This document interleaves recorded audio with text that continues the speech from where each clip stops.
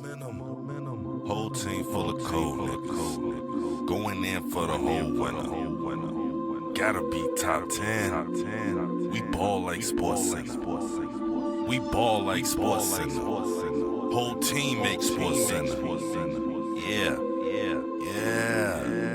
2, 3, shake. They ain't gon' like this, I don't even write shit. Top 10 flies a sidekick. I know what I'm talking about, it's like I'm a psychic. Kill 'em with the game, Rondo at his finest. To keep me out of tight situations, I keep me a white bitch. Police is killing niggas and I'm black as a nightstick. I talk a lot of shit, I ain't the nigga to fight with from the city with them. What up, family? It's me, Rondo, a.k.a. Parnell Shuttlesworth, b.k.a. your mom's homie, a.k.a. Young Ash Ketchum. I gotta catch 'em all. f.k.a. Mr. Big Stuff.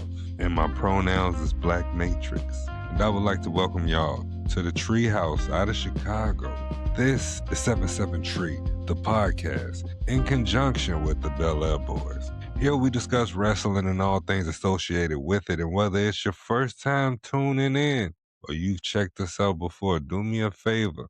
Make sure you're following the page. Make sure you're subscribed to whatever platform you're listening or watching this podcast on. The podcast is available wherever you get your podcasts. If you know anyone that might be interested in the content that we produce, don't be afraid to share a clip or an episode. It does wonders for us on the analytics side.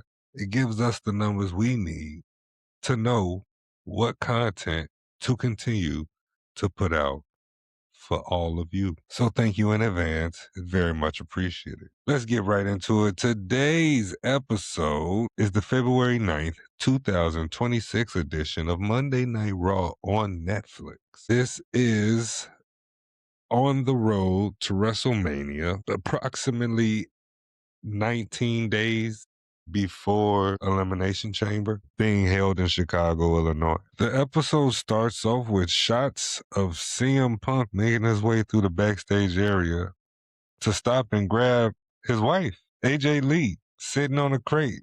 They get up and make their way through the backstage hand in hand, and from out of the shot, you see Becky Lynch looking at her phone, texting, walking. She happens to look up, sees AJ Lee and Punk, and she begins to freak out. You could see it in her face. She got the most disgusted look on her grill, and it makes you intrigued to see where she about to go with this. Then you get shots of Rio. Remember, that's Rhea Ripley and Io Sky. They're the women's tag team champions. Then you get shots of Dom and Liv and Raquel backstage. The Judgment Day, the three of them definitely got some things going on right now. Dom's just returning. He's still double champ. Liv has won the Women's Royal Rumble, so she gets to decide who she wants to face at WrestleMania for the title. And then you have Raquel Rodriguez, who has been quickly climbing the ranks in the female locker room. She's become one of the go-tos. She's also become one of the most reliable wrestlers on the roster. You've actually been able to see her growth and development just in the past year alone, which says wonders about her work. That means she's been putting in the effort, training, getting better. You can't do anything but tip your cap to that. Then we get shots of Michael Cole and Corey Graves. Shut up, Corey. Breaking news, Braun Breaker has just underwent hernia surgery. Michael Cole is reporting this, but I heard it from a coworker. Shout out Grumbles. And I also heard it from the PWI reports. So there's conflicting stories. We'll get into the other part later on in the episode. But initially, it was said that Braun Breaker, I guess, ruptured, tore, popped, however you do it, the hernia while he was flipping the announcer's table last week on Raw. Very much possible. I had that injury, nothing to scoff at. A lot of pain with the right medications, or depending on how severe the hernia is, you're still able to do things. I heard a few people say, well, if he had that hernia, how was he still able to move and do all that? And I mean, I'm here to tell you firsthand, with mine, it would pop out of place. I would just pop it back in and keep it moving. Sometimes it'll pop in easily. Sometimes it wouldn't. Sometimes it didn't at all. And I would just have to finesse the rest of the day with the hernia out of order until bedtime. And then 9 times out of 10, 8 times out of 10, it would reset itself while I was asleep. But yeah, no, that's definitely a painful situation. And after doing that, lifting anything, it's not happening. And so he's probably going to be out for, I would say, 10 to 12 weeks, 3 months potentially. They're calling for him to be back by the Rumble. I'm not too sure about that. But we're going to wait and see. We got Becky Lynch making her way to the ring. Her music hit, and she is hot. She is huffing and puffing on her way to the ring, holding her IC title high in there. You can see it in her face. She is obsessed with this AJ Lee situation. Meanwhile, Becky is being Becky in this role that she's doing. She is untouchable with the work she's doing. Now, mind you, I will acknowledge the fact that this promo was a little much, but for the angle that she's going, like, it works. She's becoming obsessed. She's losing her mind about this situation. She's losing sleep over this, which she actually said in her promo. She wants to get rid of AJ Lee for good. She can't stand this whole situation. AJ Lee comes out skipping, very slow entrance, lets the fans soak it in. But I will admit the crowd did seem a little dead for this segment. They popped when AJ came out, and they popped when she said certain things in the promo, but for all that it's worth, it was kind of blah. AJ came out playing, her same character from back in the day. With me, I felt it was a little, like, it felt out of place. I know that's her character. I understand that's what she does. That's her gimmick. Maybe it's because I haven't seen it in a while. I just thought it would, I don't know. It just felt so like a ruthless aggression there. It felt diva-ish. It felt super diva-ish. And I don't know if we had that feeling in a long while. Even when the Bellas were here, or while they're here, it doesn't feel like that. But I'll speed through this. Becky is losing her mind about this. She wants to know what it's going to take to get done with AJ Lee. They set up a match for Elimination Chamber in Chicago with the IC title on the line, I believe. I'll have to double check, forgive me. But yeah, title's on the line because AJ wanted it to be worth her while. So, Elimination Chamber, you got AJ Lee challenging Becky Lynch for the Intercontinental title. That should be a foregone conclusion. They're in the city. It's Elimination Chamber, AJ's first title in over a decade. She's probably been training and preparing herself. I think she walks away with the title. Her and Punk can take that Triple H picture in Chicago. It'll be a big deal. She can hold the belt, probably defend it maybe once. She could drop it back. She could drop it back to Becky at WrestleMania. After this, after the setting of the match between Becky and AJ, we get shots of the Vision backstage, one by one. Last person to come out is Logan Paul. I don't know if that's significant, but I think that might be significant. So I'm putting a pin in it. If you don't want to, you ain't got to, but your boy did. After that, the Usos make their entrance. The Usos make the dumb ass, long ass, non-coherent ass entrance. Why are both of them still entering on Jay's solo theme through the crowd? Why won't Jimmy yeet correctly? Is he just being lazy? Is he trying to sandbag the yeet? Because let me tell you, as a fellow former yeeter, we ain't going, son. You either yeet or get out the way. Stop half-assing the yeet. Jim, big Jim.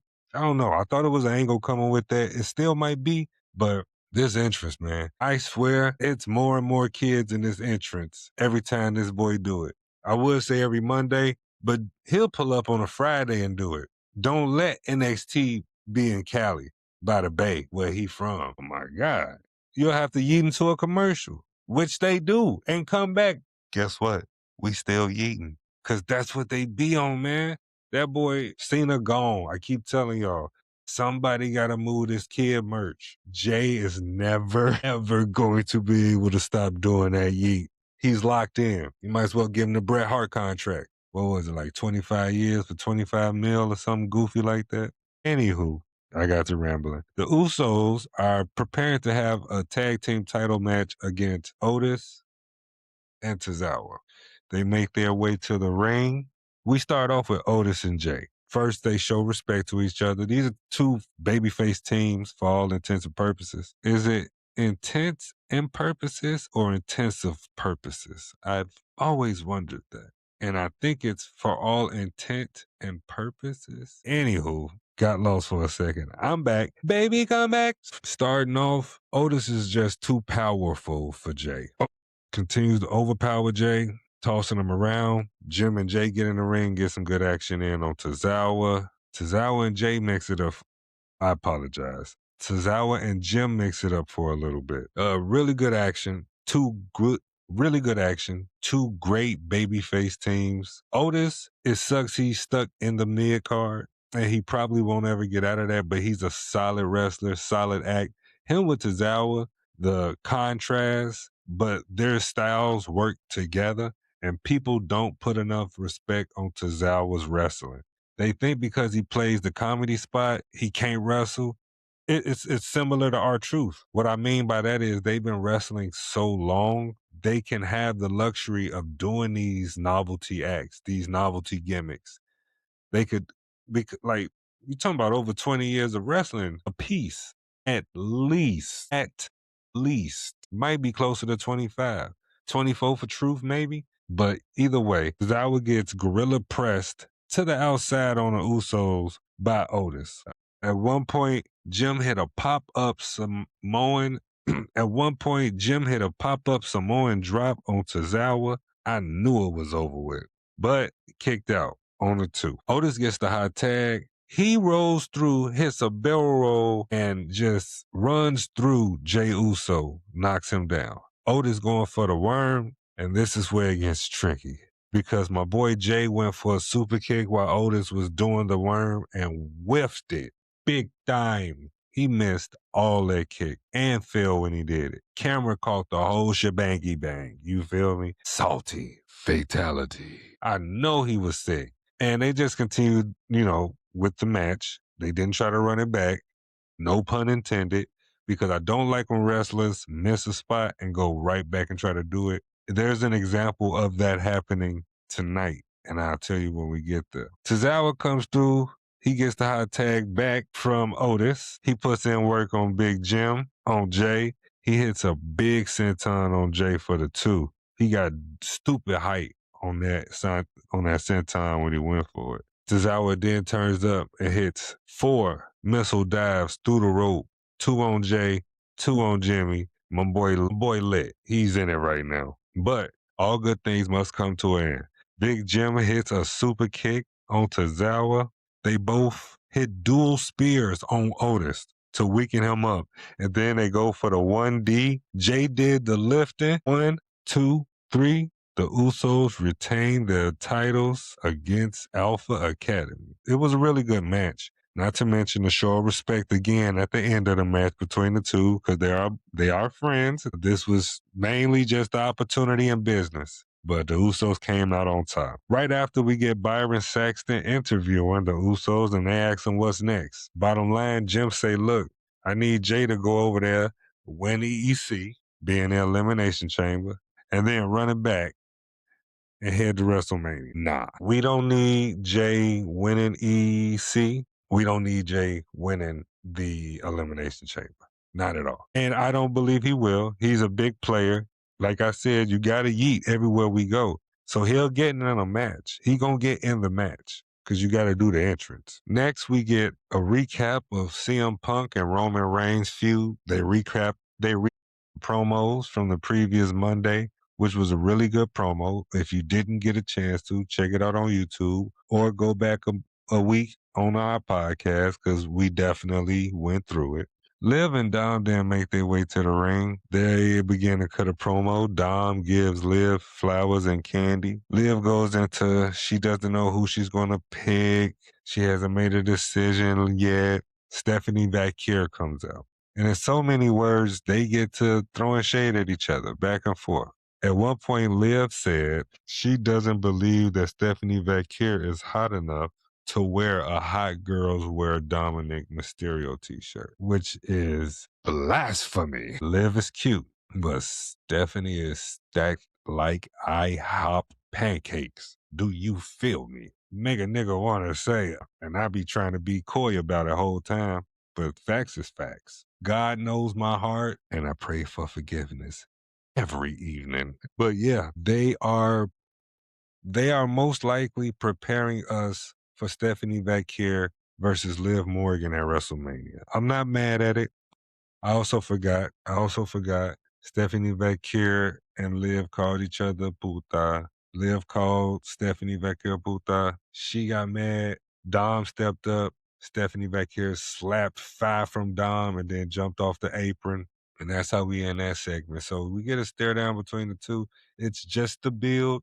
I like how they're doing it though. It works and it's going to lead to something. Next up, we get Rhea Ripley, Ivy Niles, and Lyra Valkyria video promo about the upcoming qualifier match that they have against each other. We then get their entrances, Lyra, Ivy, and Rhea. To start off this match, Ivy Niles was super aggressive. She was the antagonizer. And the commentators made sure to let you know how aggressive she was and how well she was doing in this match. I think she's going to be getting a push because they would not stop talking about her. She got a lot of offense in this match. She got a lot of moves. She got to showcase what she could do. It was a fantastic showing for her. No doubt about it. She tossed Lyra out of the ring. Her and Rhea went at it, back and forth tussling.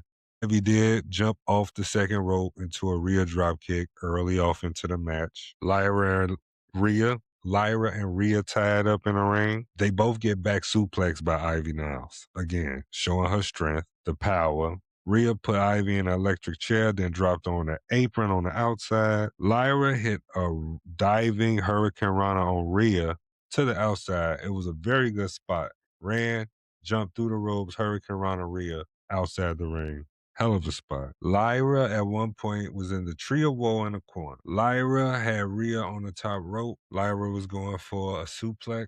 Ivy now sat up and back suplex, so both of them went over a back suplex, superplex from the top rope. It was pretty neat spot. Could have been cleaner. That's not me nitpicking. I mean, because this match was good bell to bell.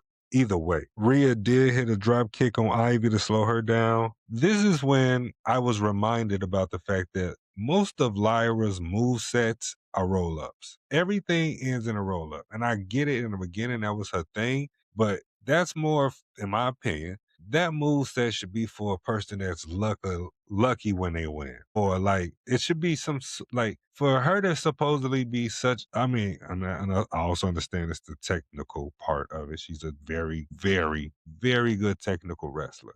But every roll up and armbar, whatever she goes, it's always into a pin. And I'm just like, is that it? Because she did one of those again. And it just stood out to me because I recognized it. They went for a spot, they being Rhea and Lyra, where Rhea went for an electric chair on Lyra, but they fumbled the sit up. I liked how they cleaned it up. They went into a couple of moves. Lyra got whipped into the corner, and when she went for her jump over, Rhea snuck in and got her that way. They were setting up a spot for the three of them, but Rhea miscounted or mistimed it, I should say. And instead of waiting to feel the bump from Ivy, she tossed Lyra earlier than she should have, and it was all caught on camera. Ivy tried to play it off and cover her up with the pin, but it just wasn't that good of a look. Lyra did get the opportunity to hit a step over DDT on Rhea. Ivy got a 2. Ivy goes for a dragon sleeper on Lyra. She reverses a riptide from Rhea that turned into a backstabber. Lyra hit the Nightwing on Ivy. Rhea broke up the pin. She hit a riptide on Lyra for the 3 and the victory, which means Rhea Ripley is on her way to Elimination Chamber. We now have Tiffy Time and Rhea Ripley setting up. We have 4 more available spots. I can't wait to see who else are going to fill up these slots. I'm calling Bianca Belair for one. Fingers crossed she's healed and cleared to return to action by then. But what we're going to do is take a break right now. And when we come back, we're going to continue on with the episode. We're going to pick up into some promos and go right back into some ring work. Y'all do me a favor and hang tight, all right? Hold on.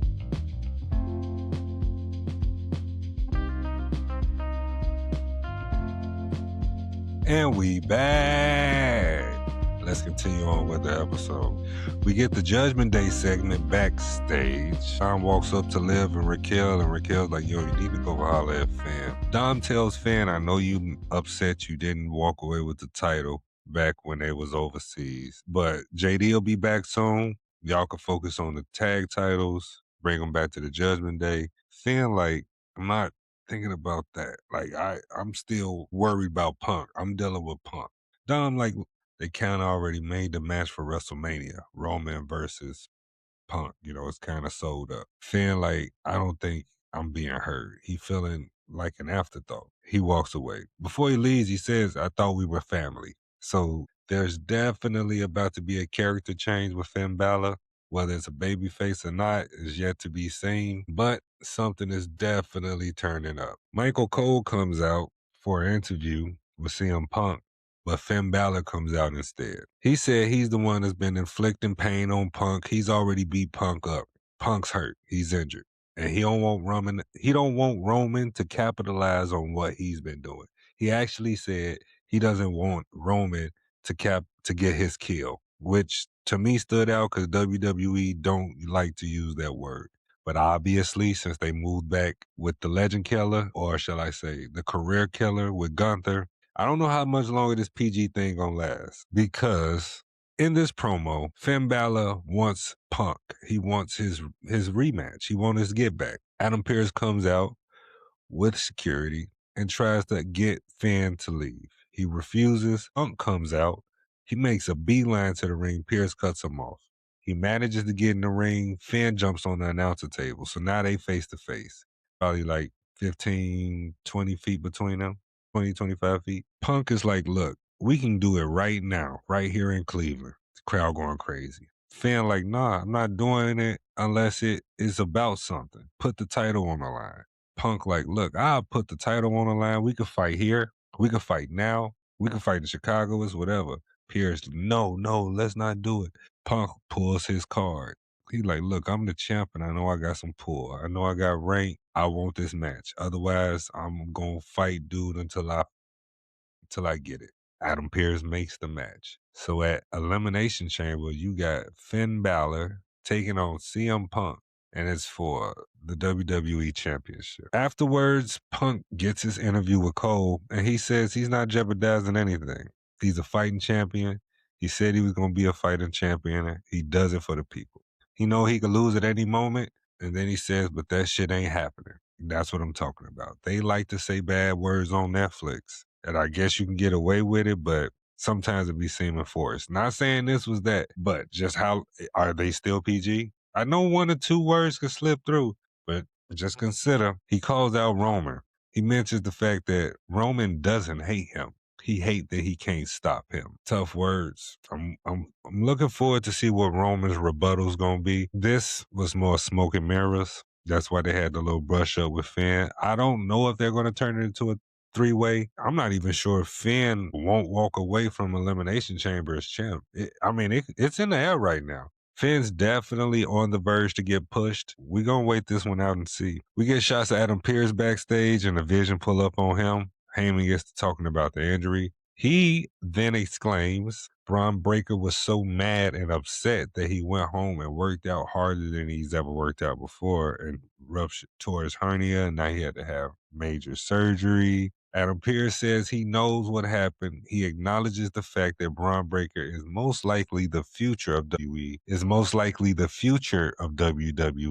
and there's no way that they can move forward. But he got to think about now. So he says Theory has a qualifying match this evening against Penta and LA Knight, axes the Vision, or shall I say tells the Vision not to interfere. Logan Paul goes after Pierce and Bronson stops him. Like, Don't worry about it, my problem. Next, we get Natty's music hitting, and we get her making her entrance to the ring. She is now taking on the MMA persona that she's been portraying on the indies. I've been looking forward to seeing this in WWE.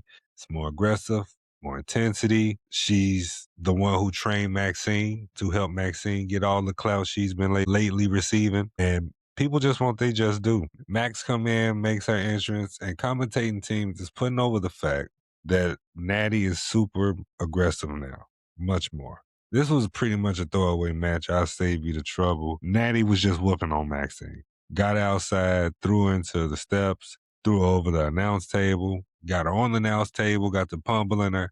They were counted out, and then she proceeded to put Maxine and the sharpshooter on the announcer's desk and just sit in it. Just sitting there for a minute. So they're setting something up with them. Probably Elimination Chamber, no. On the way to WrestleMania, yes. Neither one of them needs to be in the chamber, especially Natty with her just returning. The aggressive, I could see it. It does play a part. I don't know if we need it right now, though. Afterwards, we get LA Knight cutting a promo on the quarterfinals for the EC match tonight. Elimination Chamber. He's still beefing with the Vision. I also started to realize right here that whenever they do the triple threat graphic card, usually the person in the middle was winning. And you were able to tell that tonight because the bigger star was in the middle, which I don't know if that's always going to be the case, but it was definitely the case tonight. And the last week, I remember seeing them. Next, we get a tag team match between the Americanos versus Javon Evans and a mystery tag partner. Obviously, the mystery tag partner is the original El Grande Americano. This gimmick is dumb over, super over, in the States and in Mexico. In Chicago, the original El Grande Americano is held in much higher regard, and it's vice versa in Mexico. They love the regular El Grande Americano. And it's ironic as hell because that guy's not Mexican at all. Far from it. But the gimmick is working. He's making it work. They're making it work. So it's nothing but a tip of the cap to them. They make their way to the ring. Javon and Rayo start off the match. Javon hit a big drop kick and a stunner. Bravo gets in the ring. He gets hit with the bouncy Hurricane Rana. Blind tag by the original El Grande. I'll probably just start calling him OG from here on out. Makes it a little easier. Big top rope clothesline on both Americanos. OG put the ankle lock on Rayo, but he rolls into the corner. Javon tags in, hits a flying clothesline, hits the red dot on Rayo. Javon fighting Bravo. He throws him over into the corner, outside to the apron. Rayo headbutts Javon with the metal plate in his joint. Then he hits Javon Evans, gains momentum, and hits the rolling Liger kick on Rayo. El Grande pushes OG off the top rope, OG being the original Grande. And as Bravo went up to the top to try to hit the splash on a downed OG, he leapt, and Javon Evans came from the other corner across and caught him in the cutter. For El Grande, the original, to go up top and hit him with the headbutt for the uno, dos, tres,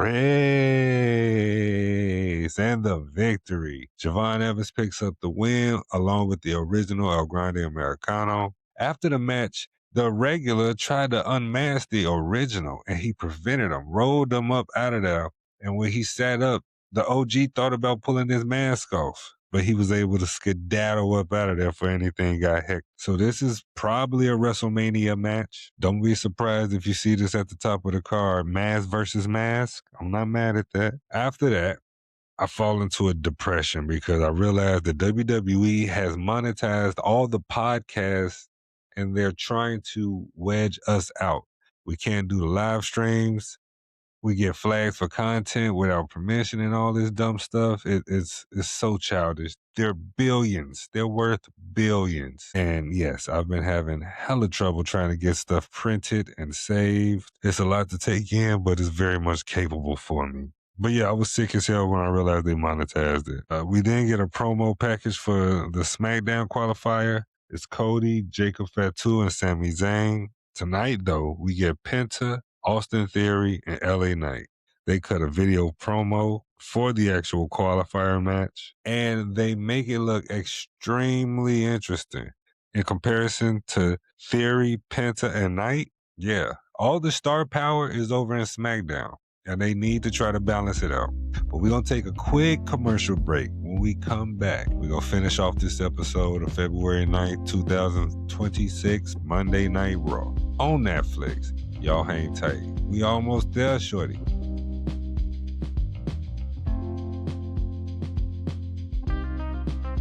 And we back. Yes, sir. We still in it like Bennett, ho.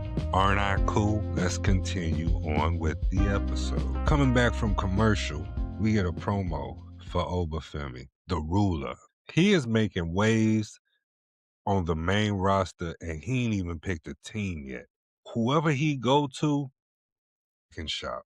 And I can't even call it right now because all the star power is on SmackDown. So you would potentially want to put him in a position where he can just dominate and destroy, which what I'm saying is they should throw him on Raw. I would put all three of them on Raw, actually.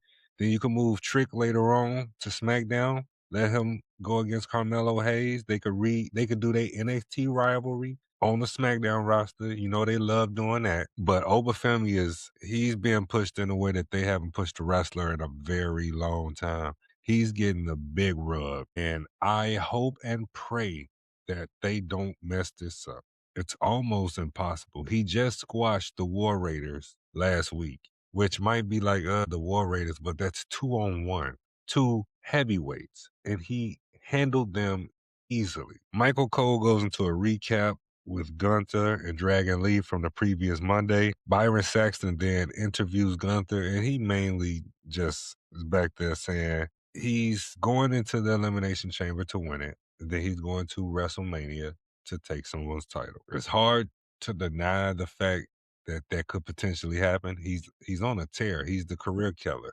I don't see him winning Elimination Chamber. I do not see him winning Elimination Chamber. I'm not going to put it past him. I'm not going to say it can't happen. It's very much a possibility with Gunther, especially the way they pushing him right now. Next week, we're going to have Bayley versus Asuka versus Natty for a qualifying spot in the Elimination Chamber. AJ Lee will also be in attendance. Now to the main event. We get Penta making his entrance. Austin Theory comes through with Paul Heyman at his side.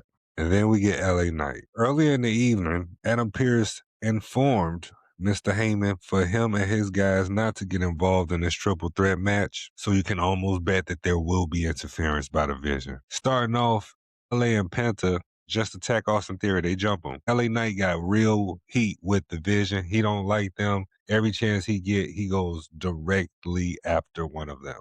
Penta tried a quick sneaky roll up on Knight, only gets the 2. They stalemate at each other for a second. Then they both hit a clothesline out the ring to Theory. Knight rolls up Penta for the 2. Then we get Penta and Knight mixing it up real quick. Penta hit a Hurricane Rana and a big dive to the outside on LA Knight. Yeah, Penta is dumb over. He's been over since he came. I think it's time we put a title on that dude. Tag titles will work if you want to do that for a starter. Not none of them weak-ass belts. I'm talking about give him a real title. Give him the tag title with somebody. Since you're not probably going to do it with his brother, which I get it, but I don't. But he's over now. He don't have to wait much longer. Give him the opportunity for a title. Theory getting some offense here. He hit his rolling drop kick on LA Knight. Yeah. Throws Penta into the steps outside. LA Knight hits the net breaker on Austin Theory, but only gets the 2. Theory then hit a brain buster on Penta. Only gets the 2. And I was wondering, with Braun out, what exactly are the plans now? What's the WrestleMania plans? What's the plans for the Vision? They were putting all their eggs in the Braun basket, and now he's out for surgery. And they're making it seem like he'll be returning soon. I don't know how true it is. I'm not even sure if it's not a work, because the WWE does stuff like that now. It could all just be a joke, or a fib, or a ruse. You know what I'm saying? But we're going to keep our antennas up and stay on the lookout for any news that sounds like it could be important to what we're speaking on. Knight goes after Theory, slamming his head into the announce table a bunch of times. Then he grabbed Penta, do the same thing to him. Penta hit a double crossbody on both dudes. Then he hit a sling blade on LA Knight. Yeah, the backstab on Theory. LA Knight get his running up the corner suplex on Penta. But before he can go over, Theory slides up underneath for the power bomb. So it's the power bomb suplex on Penta. Knight gets on the top rope, hits his top rope elbow drop. Then the Vision runs out, causing interference. Braun runs up. Braun runs through LA Knight, hits him with a elbow drop. Then a tsunami. Austin Theory runs over, stomps LA Knight, goes for the pin. 1, 2, he gets pulled out the ring. He gets pulled out the ring by the Masked Man. Out of nowhere. No, shit. He gets pulled out of the ring by Penta. Theory backdrops Penta over the announce table. And from out of nowhere, the Masked Man is here. Super kicks Austin Theory, stomps Theory, picks him up, throws him in the ring. He takes off because now the Vision chasing after him. They booking it. Austin Theory, LA Knight in the ring. Knight gets up first, hits him with the BTF. 1, 2, 3, LA Knight wins. He just secured his slot in the Elimination Chamber. In the background, you hear Paul Heyman and Adam Pearce going off on each other. And that's how we close this episode of Monday Night Raw. It was a pretty standard episode, I say. Nothing too out of the ordinary. I forgot earlier. I want to give a shout out to my homeboy Darrell, a.k.a. Defense. Defense. You know what I'm saying? I hope I'm the first person to say that. Probably not, but we'll pretend like I am. But I've been calling him by the wrong name, like a jackaloon. I apologize. Defense, I should say. I think that's the mark of the beast. Don't do that. Also, shout out Grumbles. He's been tapping into the channel on YouTube. Appreciations. Hashitashi. Andy Man X4, what up? Shout out my little brother. My little big brother. Let's get ready and close this out, man. Y'all know where to find me. If you checking on Instagram, it's Parnell_Shuttlesworth. PS5, yo_moms, homie, HOMIE. That's for the PS5. YouTube is Ron Dough, DOUGH 023. It's Ron Dough 01 for TikTok. Again, I want to thank y'all for checking us out. Be sure to like and subscribe, follow, rate, and review. It helps us out. If you know anybody that might be wanting to take a listen or interested in tapping in, or maybe you want to just check it out and talk shit, do that too. I'm here for the bullshit. I'm just playing. It's all love on this side and hopefully on your side as well. We will be getting back into the swing of things as far as more content. I got another watch-along video on the laptop. Need to try to edit it. Y'all remember the issues I was having. But we getting it together on this side. I appreciate all the love and support. Y'all give me the motivation to keep going with it. But big shout outs to the boys. I don't know what that voice was. I'm always recording these late at night and I get so sleepy. But anyway, thank y'all. Appreciate it. Did I miss anything? I don't think I did. For Andy Man X4, you know who I am. Rondo, a.k.a. Parnell Shuttlesworth, b.k.a. your mom's homie, a.k.a. Young Ash Ketchum. I gotta catch them all. F.K.A. Mr. Big Stuff. And my pronouns is Black Matrix. Thank y'all again and again. I'm out this piece. Watch yourself.